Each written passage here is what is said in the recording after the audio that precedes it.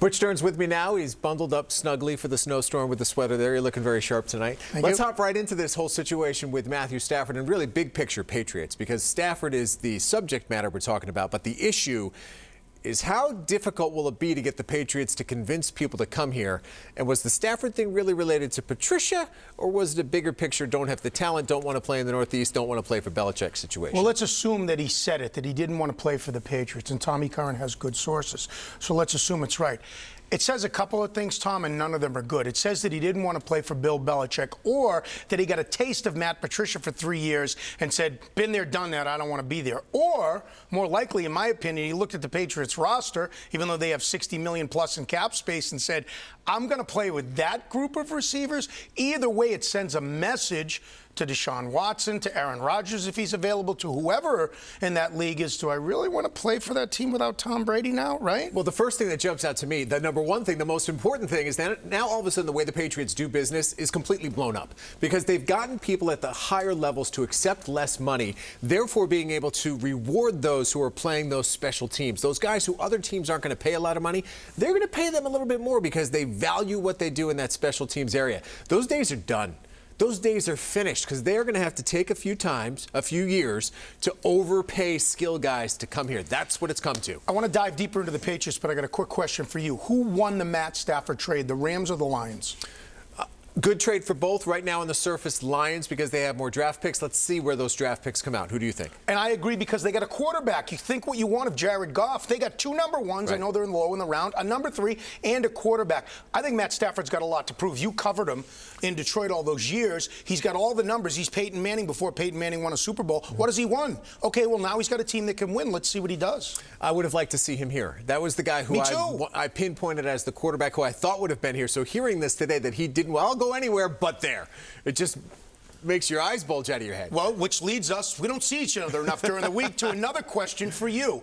Who do you want, play GM, to be the Patriots starting quarterback next year? And who do you think will be the Patriots starting quarterback? It's changed. I mean, the last 24 hours, it's changed dramatically. 24 hours ago, I would have said Matthew Stafford. Give me names. I'm going to tell you right now, I want, and I believe it will be, Jimmy Garoppolo. Okay. They'll figure out a way to get Jimmy Garoppolo here, because if San Fran was in on the Matthew Stafford sweepstakes, San Fran's going to be in for a quarterback. And if they're in for a quarterback, that means number 10's on the move. So your answer is Jimmy Garoppolo to both questions. Yes, sir. My answer is Deshaun Watson, but I think it's a pipe dream. Yeah. And then it's Garoppolo. Garoppolo's my fallback plan. I would love to have him here. You know who I think is going to be? Cam Newton. I think Cam Newton is coming back, and I think Bill Belichick's Don't shoot the messenger, folks.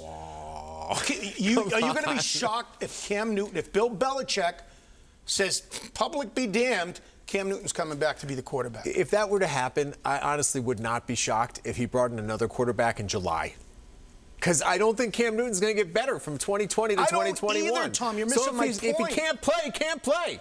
Again, it was a two-part question. Who do I want, and who do you think will be? I think Cam Newton's going to be the quarterback, and then I think they're going to draft Mac Jones or Kyle Trask, not one of those top ones, and see what they can do. All right, let's turn the page to talk a little bit about the Celtics, because I have a certain level of concern. 5 out of 7 games now they've lost. They're going to be without Marcus Smart, which isn't a killer for, 3 weeks, but should we be concerned based on everything we've seen, because they just can't seem to find a flow? We should be concerned with Marcus Smart's injury, because he's going to be out for a little bit, but it might be a little bit of a silver lining, assuming Kemba Walker's healthy, which I'm not sure about yet, because that's the big 3.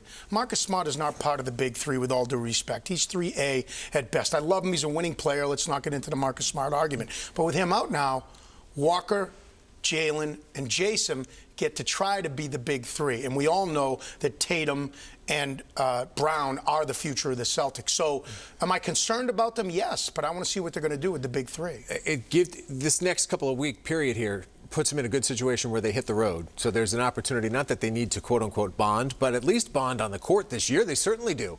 And we'll see how much Kemba plays. And I like the fact that they're almost going to be able to take that mentality of road warriors and let's see what we can do together.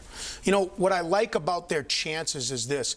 I think clearly that the Nets are the best team in the East, at least have the best talent. I think the Sixers with Doc have taken the next step. At least it feels like it. But they're both not unbeatable. I think the Celtics can beat both those teams. So, yeah, and Danny Ainge has that trade exception. Going to add a veteran, but that veteran could be key before this season's over. All right, Butch, thanks. Okay.